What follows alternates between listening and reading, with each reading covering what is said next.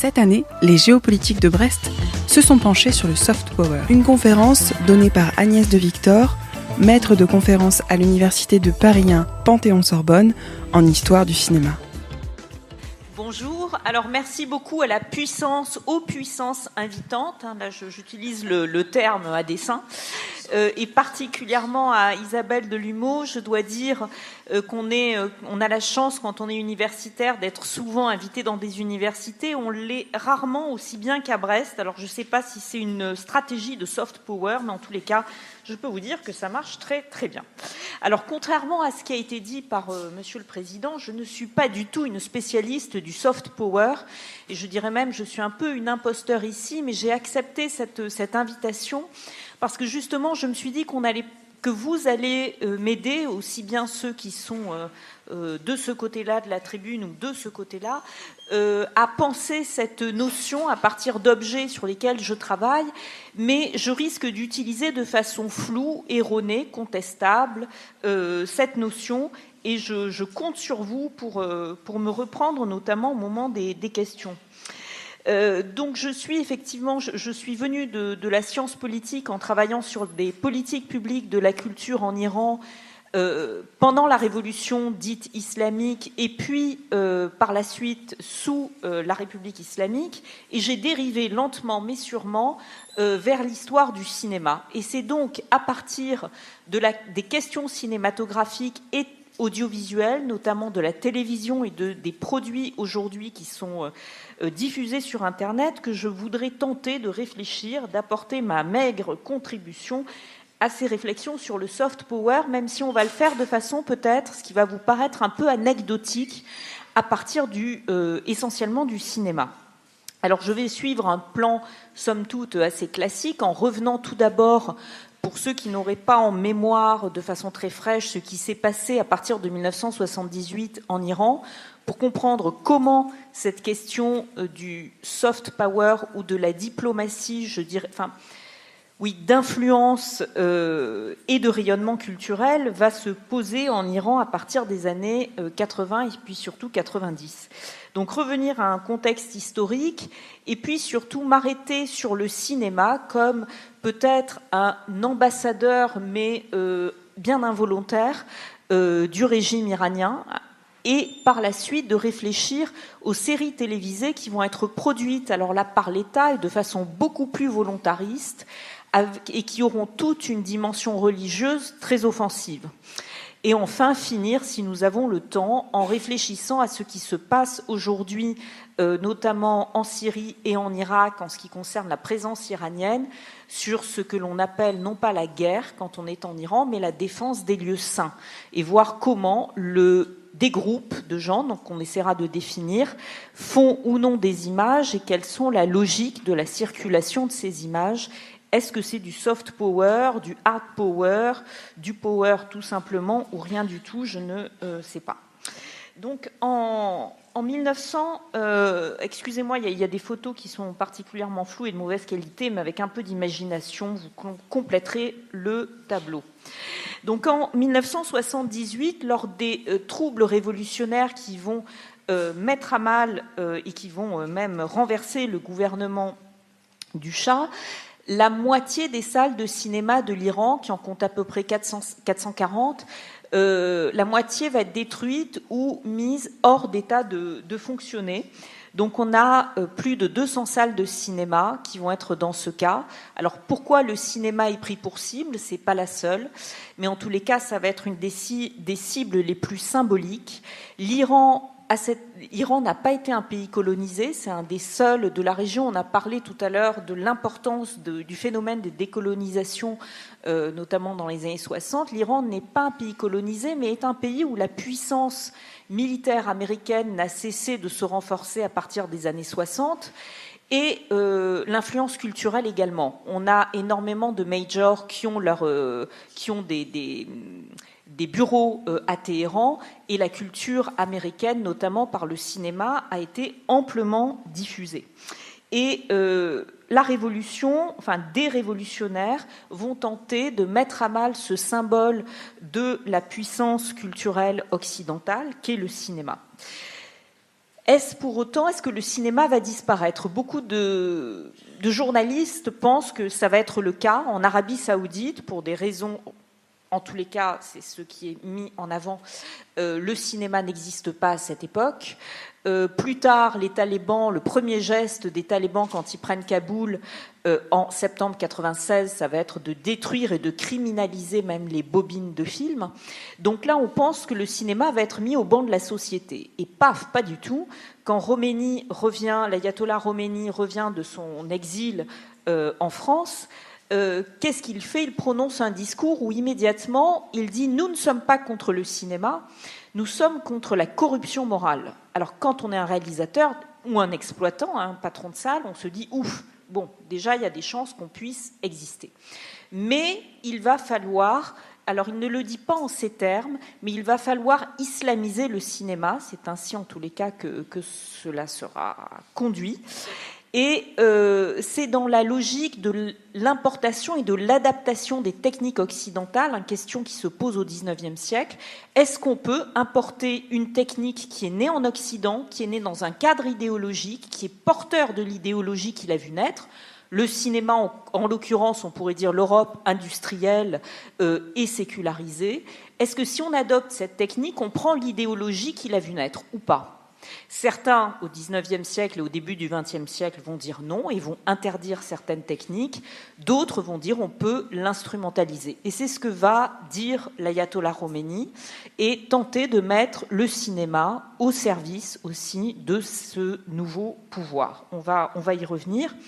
Il le fait, je pense, pour plusieurs raisons. La première, c'est que le cinéma est un des rares loisirs qui peut être contrôlable, de l'écriture du scénario jusqu'à la projection en salle, ce qui n'est pas le cas, par exemple, du théâtre ou de la musique. Les arts vivants, on ne sait jamais ce qui peut se passer au moment de la projection. Le cinéma, on peut tout contrôler, en théorie. On verra que ce n'est pas forcément le cas, mais enfin, en théorie, c'est ce qu'on peut faire. Et par ailleurs, je pense que Khomeini, mais c'est une hypothèse personnelle, pensait le cinéma comme outil de puissance. Le cinéma, c'est une projection.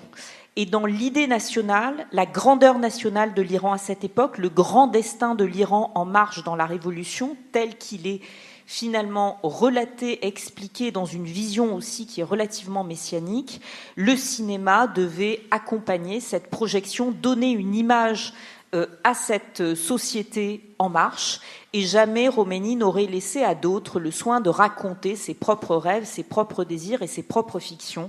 Et je pense que c'est aussi pour cela que le cinéma va être maintenu.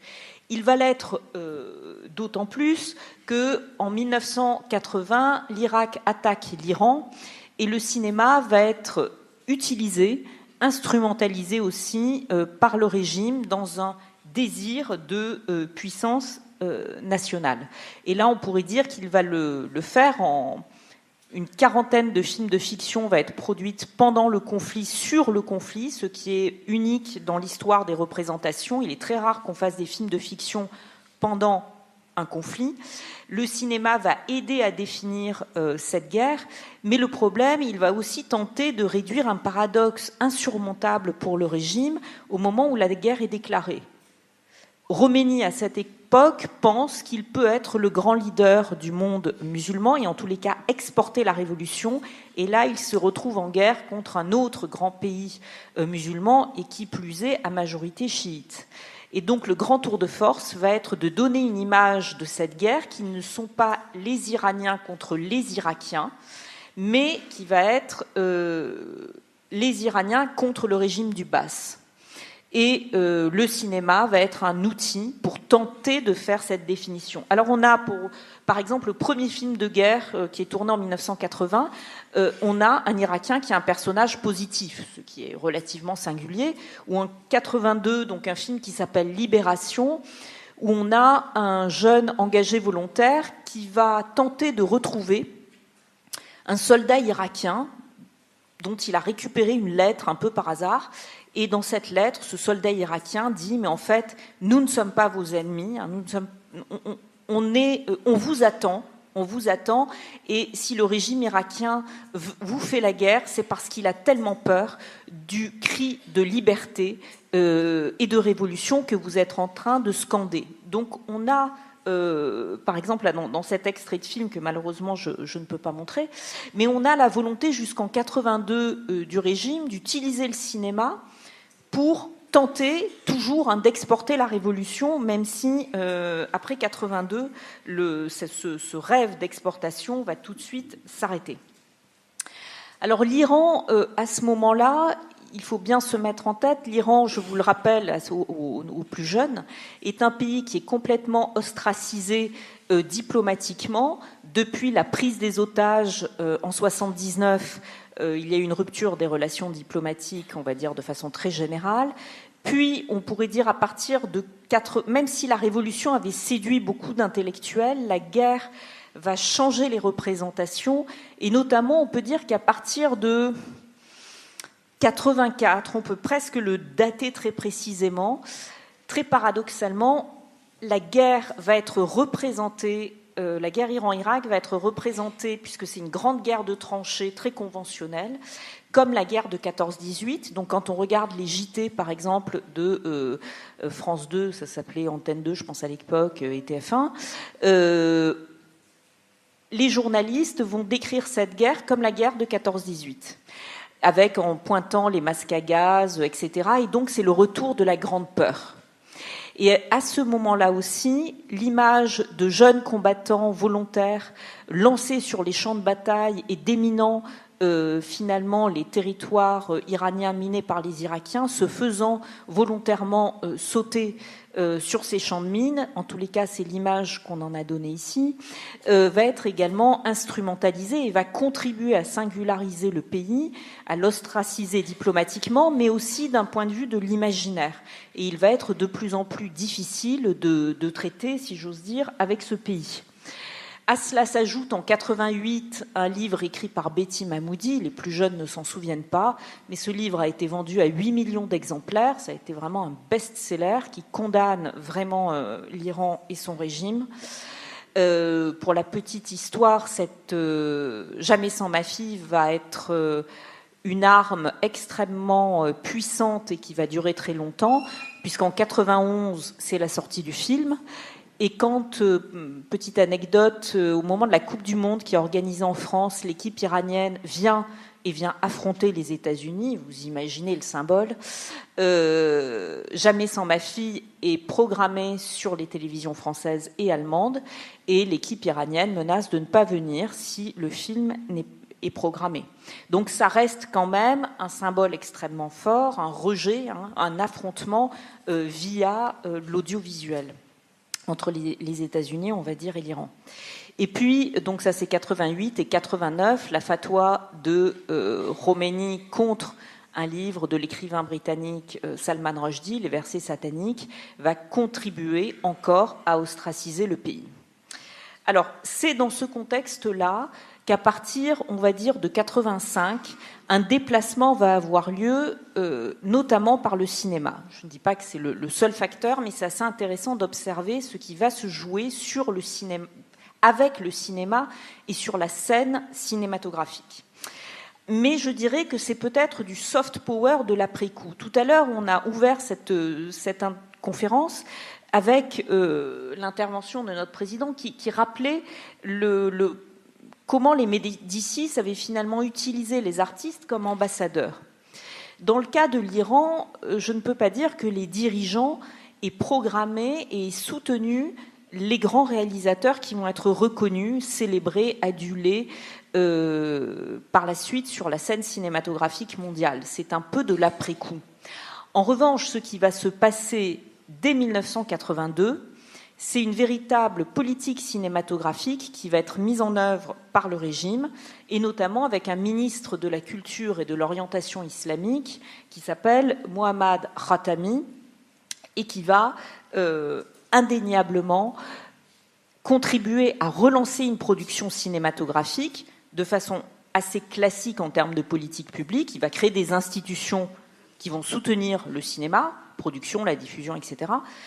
Il va créer des lignes budgétaires, ça c'est indispensable dans les politiques publiques, donc vous savez c'est celle qu'on défend bec et ongle, et qui va se transformer en aide sélective En France, je vous rappelle, l'avance sur recette ou en aide automatique, ce qui est une politique du cinéma qui est très proche de la politique française. Et je rappelle qu'on est très seul à l'échelle de la planète. On peut dire qu'il y avait dans les années 80 que 3 ou 4 pays qui avaient vraiment une politique du cinéma. Pourquoi ? Parce que c'est le moment, les années 80, où les États-Unis vont avoir une offensive encore plus forte que les années précédentes pour imposer leur production cinématographique à l'international, c'est-à-dire qu'ils sont obligés, pour des raisons économiques, le marché intérieur ne suffit plus. Dans les années 80, apparition du câble, des télévisions, etc. Enfin, la télévision, ça fait longtemps, mais surtout des chaînes câblées spécialisées, et ils n'arrivent plus à rentabiliser leurs films. Donc, ils vont devenir très offensifs sur un point de vue commercial dans le monde, et c'est là que s'effondrent, c'est les années 80 où s'effondrent presque toutes les grandes productions nationales en termes de cinéma. Et paradoxalement, en Iran, ce sont dans ces années-là que le cinéma iranien s'impose comme une production nationale. Je dirais que c'est, là encore, très unique à l'échelle de la planète. Mais ce qui singularise le plus cette production, ce sont ces réglementations, et notamment réglementations qui vont cibler non pas tellement le message politique. Alors on se doute bien qu'il ne s'agit pas de faire un film qui dise « mort à Khomeini », ça ne va pas passer. Par contre, je dirais que le politique, ce qui apparaît comme explicitement politique va être au second plan, c'est le contrôle des mœurs qui va être la cible de la censure de façon tout à fait inégalée. Et pour jouer un peu, on pourrait dire que la seule fois dans le monde où il y a eu une tentative de faire un contrôle cinématographique comme cela, c'était le code ACE américain. Sauf que là, le code iranien va être beaucoup, beaucoup plus sévère que le code ACE américain pour le contrôle des mœurs. On pourra parler de quelques répliques assez connues dans le cinéma américain, mais qui ne pourraient pas avoir lieu dans le cinéma iranien. Alors pourquoi cette politique ? Pourquoi avoir mis de l'argent pendant la guerre, au moment notamment où l'Iran devait faire face à d'énormes problèmes économiques ? Pourquoi avoir mis de l'argent dans le cinéma ? Je pense que le cinéma, c'est une hypothèse, permettait de projeter ce que le régime entendait comme société islamique idéale. Pas une société qui revienne en arrière, c'est pas du tout une société rétrograde, mais c'est une société où le contrôle des mœurs est encore plus respecté que dans la vraie vie.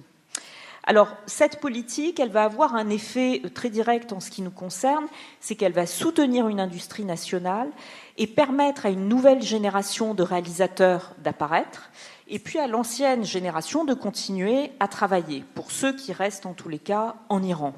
Et dans ce foisonnement, il y a des très grands réalisateurs qui, je ne dirais pas apparaissent, parce qu'ils étaient déjà apparus, mais qui vont continuer à travailler et à être reconnus. Alors je crois que j'ai sauté un petit...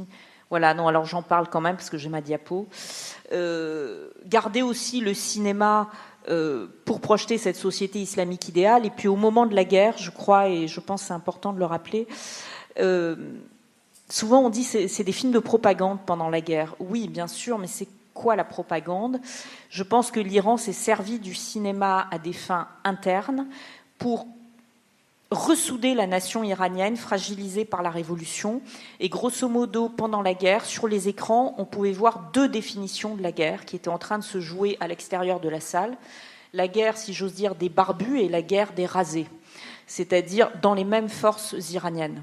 On avait l'apparition d'une nouvelle génération de combattants que vous voyez là, avec des bandeaux à la grandeur des imams chiites, et qui représentaient une nouvelle façon de voir l'Iran, pays islamique, se servant de la religion comme force de combat face aux Irakiens. Et puis en même temps, on avait des films, l'équivalent de Top Gun, mais j'ai vérifié, Top Gun sort après, où on a donc vraiment l'armée iranienne, celle qui est formée à l'époque du Shah, avec une armée qui est équipée de façon des fois même supérieure à l'armée américaine, puisque grâce au choc pétrolier des années 70, l'Iran avait acheté énormément de matériel.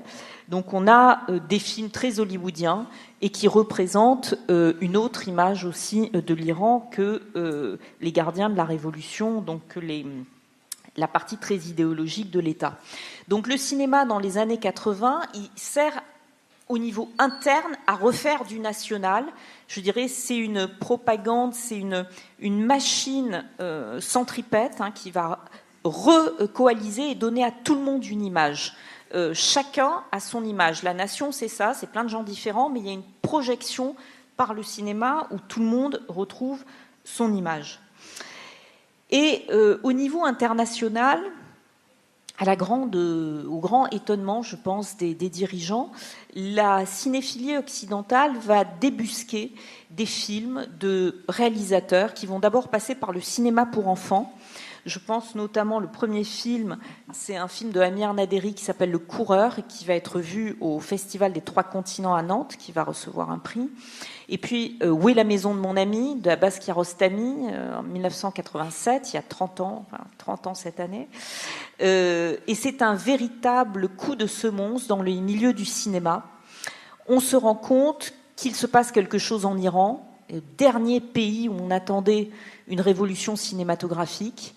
Et c'est un peu une enfance de l'art retrouvé. C'est Les 400 coups de François Truffaut revus. C'est un cinéma extrêmement libre qui refuse de suivre les codes imposés des scénarios. Ce sont des films qui ne sont pas des films à message. Ce sont des films où la présence de l'islam est tellement ténue qu'elle est quasiment hors champ. Et soudain, l'Iran existe avec une autre image, se met à exister avec une autre image que celle de l'État terroriste avec on va dire des islamistes avec des bandeaux sur le front. Et je pense que les dirigeants n'avaient pas du tout prévu ça, et en tous les cas, ce ne sont pas les réalisateurs les plus encouragés, même s'ils sont tous produits par l'État, ou au moins coproduits par l'État. Et souvent, ce sont des films très critiques envers l'État, même si c'est l'État qui les finance. Ce sont des films, on a vu hier Close Up, qui ne vont pas hésiter à pointer les dysfonctionnements politiques, sociaux, etc. Et l'Iran laisse sortir ces films qui sont primés, de plus en plus primés, et qui finalement changent l'image du pays sur la scène internationale. Alors l'événement le plus important, c'est le 18 mai 1997, c'est la Palme d'Or à Abbas Kiarostami. Cannes, c'est le deuxième phénomène médiatique le plus couvert de la planète après les Jeux Olympiques, et notamment la Palme d'Or. Alors, ce qui est intéressant dans les festivals, tout ça doit vous paraître très anecdotique par rapport à tout ce qu'on a entendu jusqu'à présent, mais les festivals, ce sont des scènes. Ce sont des scènes où se retrouvent, où s'ajustent des comportements, où doivent éventuellement s'adapter des rituels, et jusqu'où chacun peut aller dans cette adaptation des rituels. Cannes est un festival qui existe depuis 1946, avec des rituels extrêmement figés et des codes. Et la puissance, c'est Cannes. La Palme d'Or, c'est Cannes. Et je peux vous garantir qu'il y a des sbires à peu près partout dans le festival pour vous le rappeler sans arrêt. Et là, quand Kiarostami reçoit et partage sa Palme d'Or, d'ailleurs, avec Kiyoshi Kurosawa, réalisateur japonais, très peu de gens, personne n'avait vu le film qui était en projection à 18h, parce que tout le monde était sûr que ce film iranien il passera à la trappe. Donc déjà, stupeur parmi les journalistes, personne n'a vu le film. Et puis, comment Kiarostami peut-il venir chercher sa Palme d'Or ? Comme je vous l'ai dit, c'est une scène, un festival. Alors ça nécessite des codes, je pense déjà le dress code, comme on dit. Normalement, on ne peut monter sur les marches que si on a, donc comme vous le savez, comment on appelle ça pour les hommes, un smoking avec un nœud papillon. Et en Iran, il est interdit à cette époque de porter une cravate ou un nœud papillon, sauf si vous êtes médecin, on pourra y revenir. Donc c'est absolument impossible pour Kiarostami. Et il est impossible pour les gardiens à l'entrée de faire rentrer quelqu'un qui n'a pas le dress code. Et c'est impossible pour Kiarostami d'aller chercher sa Palme d'Or ainsi accoutrée. Donc, qui accepte quoi, qui concède quoi. Ou alors, pour une femme, la robe de soirée, impossible. La question du foulard, la question des toasts, on y reviendra. C'est du symbolique, mais ce sont sur ces scènes-là que vont se jouer des rencontres et s'échangent du symbolique, voire éventuellement aussi des affrontements relativement violents. Alors, ce festival de Cannes, il va être très important pour la République islamique. Personne ne s'attendait à ce que Abbas Kiarostami ait la Palme d'Or. Et le problème, c'est la cérémonie de clôture. Donc, si vous voyez à l'image, notre ami Abbas n'a pas de smoking, n'a pas de cravate, n'a pas de nœud papillon, mais il n'a pas non plus de barbe, je le souligne. Et, petite erreur, on accepte de le laisser monter les marches ainsi, mais malgré tout, Catherine Deneuve, dans sa spontanéité et sa générosité, lui remet la Palme d'Or et fait comme depuis 1946, embrasse la personne qui a la Palme d'Or. Et ce geste va être fatal à Kiarostami, en tous les cas a failli lui être fatal, puisqu'il va être condamné dans le pays par la tendance la plus islamiste, et il aura énormément de mal à rentrer à l'aéroport à Téhéran. Donc pourquoi cette anecdote ? C'est pour vous montrer combien les festivals vont être des scènes où vont se jouer un apprentissage. 2 mois après, l'UNESCO fait une cérémonie avec le prix Federico Fellini, là c'est Binoche ce coup-ci, qui lui remet donc le prix, et là qu'est-ce qu'elle fait ? Puisqu'elle ne peut pas le toucher, elle ne peut pas l'embrasser, mais il faut quand même le congratuler, il trouve la parade, et là c'est quand même génial, mais alors malheureusement je n'ai pas trouvé de photo, et je me souviens à l'époque, elle lui donne quoi ? Non pas un bouquet de fleurs, mais un pot de fleurs. Pourquoi ? Parce que le pot de fleurs, il faut le porter avec 2 mains, et donc déjà il y a le pot entre eux, ce qui leur empêche de faire bisous bisous, et en même temps, voilà, il y a du symbolique, quelque chose qui s'échange, mais on ne se touche pas. Cet événement de la Palme d'Or à Cannes, il est synchrone, il arrive quand ? C'est important, entre 2 tours d'une élection très importante en Iran, qui va être le moment où arrive le premier président réformateur, Mohammad Khatami. Et donc c'est entre les 2 tours que cette Palme d'Or va arriver. Ça n'a rien à voir, la Palme d'Or n'a rien à voir avec l'élection de Khatami. Et pourtant, ça va jouer. Ça va jouer puisque ça va montrer un renversement, ça met l'Iran dans la cour des grands, ça change l'image. Et on pourrait dire que ces 2 événements sont synchrones et vont l'un et l'autre renforcer la puissance symbolique de chacun de ces 2 événements. Par ailleurs, je rappelle que le président Khatami a été le grand ministre de la Culture à partir de 1982 et donc le ministre du cinéma.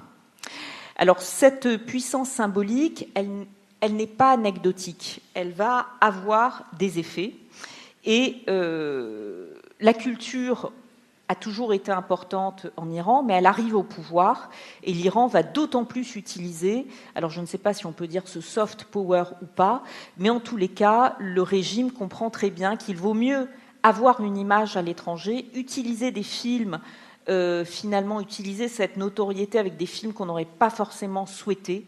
La Palme d'Or d'Abbas Kiarostami pour Le goût de la cerise, c'est un film sur le suicide. Le suicide est interdit en islam. Donc vous imaginez bien le problème pour soutenir un film pareil. Et pourtant, il vaut mieux avoir une image que pas d'image. Cette Palme d'Or sera suivie par un ensemble de moissons de prix. Alors je vous passe les bestioles, vous avez le lion d'or, vous avez l'ours d'or, vous avez, enfin on a toutes les bestioles de la terre, et l'Iran va remporter absolument tous les prix, et notamment avec des femmes. Samira Marmalbaf qui va avoir le prix du jury à Cannes, elle a tout juste 20 ans quand elle a ce prix, et les femmes, tout à l'heure Maud en parlait, les femmes vont jouer un rôle très important dans le cinéma iranien, et l'Iran va sans arrêt, le gouvernement iranien, rappeler combien il y a de femmes cinéastes en Iran, contrairement aux grands pays de cinéma que sont par exemple la France, où là on a très peu de réalisatrices et toujours très peu de réalisatrices. Donc, instrumentalisation du cinéma, je dirais un peu dans l'après-coup. La ligne rouge, c'est Israël. on ne peut pas aller sur la scène en Israël. Et ça, les réalisateurs qui vont le faire seront définitivement ostracisés. Je pense notamment à Mohsen Mahmalbaf. Alors, il va y avoir peut-être un soft power de l'après-coup dans le cinéma, en tous les cas une politique volontariste. Par la suite, Cannes et les réussites de ce cinéma à l'étranger font peut-être penser à l'Iran qu'il pourrait être plus offensif dans des pays où ils cherchent à se placer ou alors à renforcer leur influence. Je pense notamment à la Bosnie. Sarajevo va être un point très important dans la diplomatie iranienne dans les années 90. Le festival du film de Téhéran et de Sarajevo vont travailler ensemble. Les films qui vont être produits et qui vont montrer notamment la Bosnie vont avoir, et je peux vous le garantir, beaucoup moins de censure que les autres. Il faut montrer l'influence de l'Iran en Europe. Et la Bosnie est un premier pas peut-être vers la pénétration de l'Iran en Europe. Donc beaucoup de films vont être réalisés à ce moment-là, beaucoup également au Liban, en Palestine, de façon très volontariste, mais ces films-là, finalement, ne vont pas toucher grand monde parce que c'est franchement pas les meilleurs films. Alors maintenant, là où l'Iran va être le plus offensif, je pense, c'est sur les séries télévisées.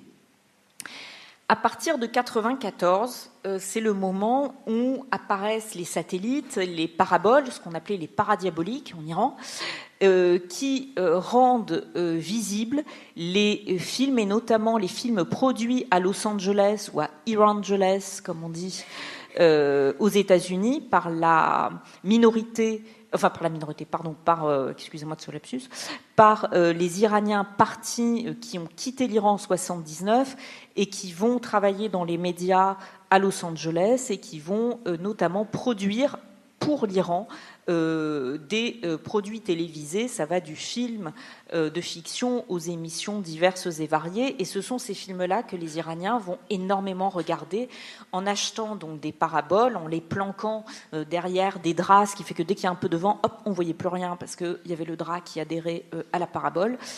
Mais ces paraboles vont faire très peur au régime. Et en 1994, le guide de la Révolution, donc qui est sans doute à côté ou au-dessus du président de la République, lance ce qu'on appelle la lutte contre l'invasion culturelle. Donc là, je ne sais pas si on est toujours dans du soft power, mais c'est un soft power très offensif. Et il veut répondre aux paraboles par ce type par des produits audiovisuels. Et c'est peut-être ce qui explique toute une production de séries télévisées très audacieuses, dont la première s'appelle Imam Ali, en 1996, très longue série qui va avoir un succès fou et qui tend à montrer donc que Ali était le gendre et le cousin du prophète. Pour les chiites, ceux qui vont devenir les chiites, il aurait pu prétendre au califat après la mort du prophète, mais il devra attendre quelques années avant d'arriver au califat. Et cette série va montrer qu'en fait, le détenteur légitime du pouvoir juste après la mort de Mahomet, ça aurait dû être lui. Donc c'est exclusivement, si j'ose dire, tourné contre les sunnites. Je fais peut-être un raccourci un peu rapide, mais on pourra y revenir au moment des questions. Et donc cette série va être servie par c'est un réalisateur de films de fiction qui fait ça, par des acteurs extraordinaires qui jouent notamment dans des comédies. Le gros problème, c'est qu'une série qui raconte une histoire religieuse, c'est très vite embêtant.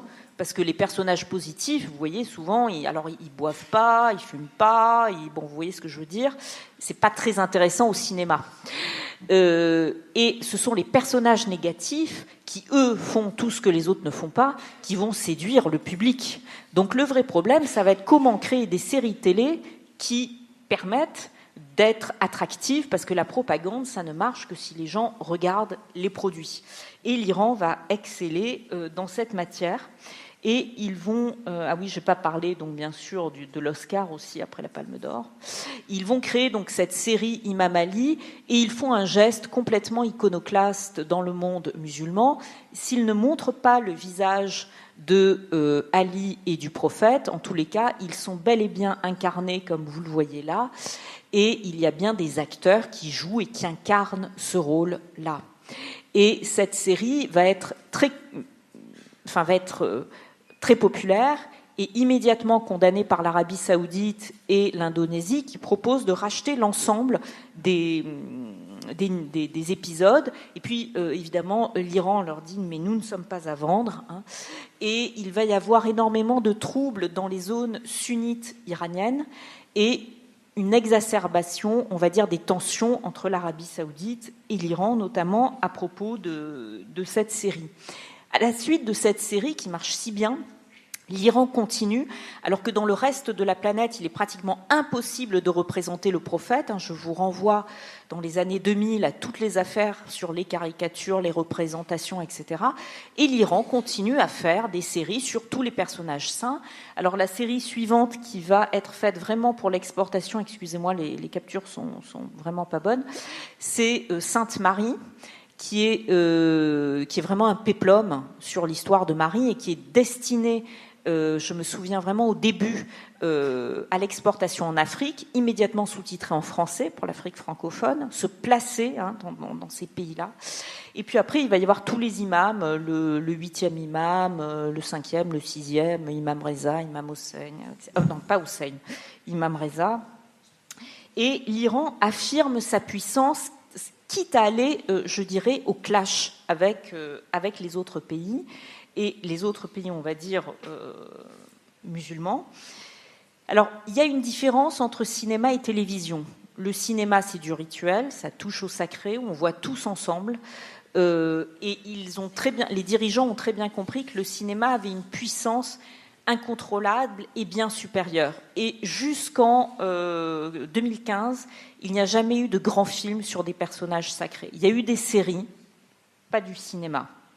Et en 2014 sort un film sur l'imam Hossein, qui est un immense budget en Iran, qui est évidemment fait contre les sunnites. Le film ne sortira pas. Alors que c'est un gouffre financier qui va coûter extrêmement cher à la République islamique. Et puis, plus récemment, peut-être que vous en avez entendu parler, la sortie du film de Majid Majidi, Mahomet, le messager de Dieu, film le plus cher dans l'histoire du cinéma iranien, et qui a vocation à rassurer les puissances occidentales sur l'islam. Vous savez, c'est pas du tout ce que vous croyez, c'est pas le couteau entre les dents, les djihadistes et le Au contraire, nous, l'Iran, on va vous montrer qu'on est vraiment, on peut dialoguer ensemble. D'ailleurs, on est très très proche des chrétiens. Et qu'est-ce qu'ils font dans ce film? La première partie du film, et je pense qu'il n'y aura pas d'autres épisodes, est sur les premières années de Mahomet, ce qui évite d'aborder la question du chiisme et qui permet de montrer au monde sunnite qu'il y a moyen de dialoguer. En fait, pas du tout, puisque et Al-Azhar en Égypte et le grand moufti d'Arabie Saoudite et quasiment tous les pays sunnites vont s'insurger, condamner cette série télévisée, et on peut dire qu'on est vraiment allé à l'iconocrise ou à l'iconoclash. Voilà. Alors je conclus pour respecter, j'ai déjà dépassé mon temps de parole. Quid aujourd'hui? Alors je pense qu'aujourd'hui, depuis 2009, le pouvoir se méfie du cinéma. D'abord, il n'en a plus besoin. L'image de l'Iran a changé, notamment par le cinéma. Et là où la négociation était possible, comme à Cannes, elle est devenue un clash à partir de 2009, et notamment de la réélection contestée de Mahmoud Ahmadinejad au pouvoir.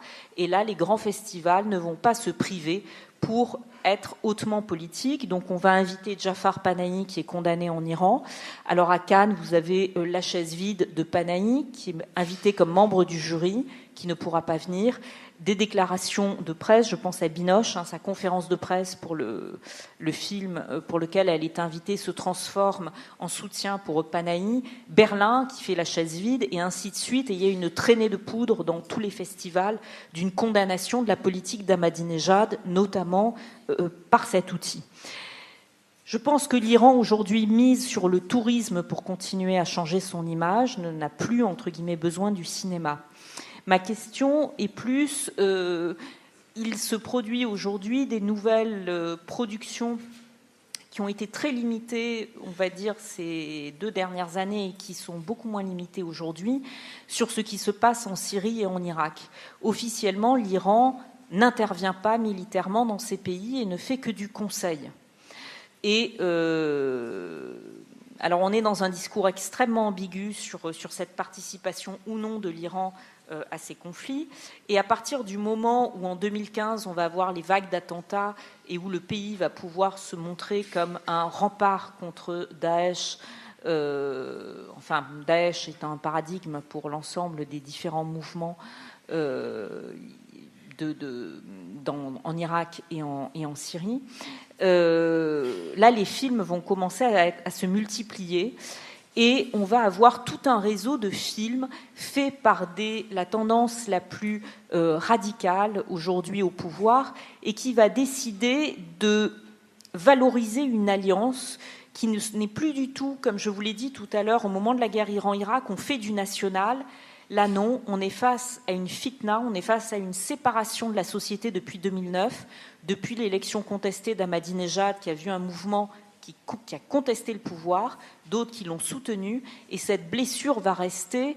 Et je dirais qu'aujourd'hui, la défense des lieux saints, comme on l'appelle pour qualifier les interventions en Syrie et en Irak, va rassembler la tendance qui a été celle, on va dire, pour faire court, des supporters d'Ahmadinejad et qui vont se retrouver dans ces formes d'intervention et dans une nouvelle solidarité autour de Hossein. Hossein qui est le 3e imam, qui est vraiment l'incarnation du chiisme. Et on va avoir tous des mouvements des petits signes. Alors ça va d'une broche, là je ne sais pas si vous la voyez, donc un petit Hossein avec Hossein là, et qui en anglais, et qu'est-ce qu'il dit, hein, on est le peuple de Hossein. Et ça va redéfinir des logiques de représentation. Dieu sait si les Iraniens, qui ne sont pas des Arabes, détestent les Arabes. Et là, soudain, on va avoir beaucoup de films avec des Arabes, des Irakiens. Soudain, maintenant, on est amis. On est des gens de Hossein. Et évidemment, avec le Hezbollah, et surtout maintenant, phénomène nouveau, avec l'Afghanistan et les milices qui interviennent, ce qu'on appelle les Fatemioun, en Syrie. Et soudain, on a des présences à l'écran alors qu'avant c'était complètement occulté, hors champ, d'Afghans, d'Irakiens, qui sont des personnages de plus en plus importants dans les films, mais aussi des DVD qu'on trouve sur des martyrs en Syrie, qui peuvent être des martyrs afghans ou iraniens, et notamment un de ces films dont on pourra éventuellement parler, mais c'est moi qui ai trop parlé. Et je m'arrête maintenant en concluant que des formes, je pense, du soft power, je ne sais pas si tout ce dont j'ai parlé relève du soft power ou pas, mais en tous les cas, ce qu'il y a de sûr, c'est que le cinéma a été à un moment donné un ambassadeur, peut-être involontaire, du régime, a fait changer son image, et que la République islamique, par la suite, a tenté de faire une politique d'influence avec d'autres types d'images, et pour continuer à être leader et imposer sa puissance dans un monde notamment qui se redéfinit aujourd'hui et où elle est déjà le pays est déjà fort présent.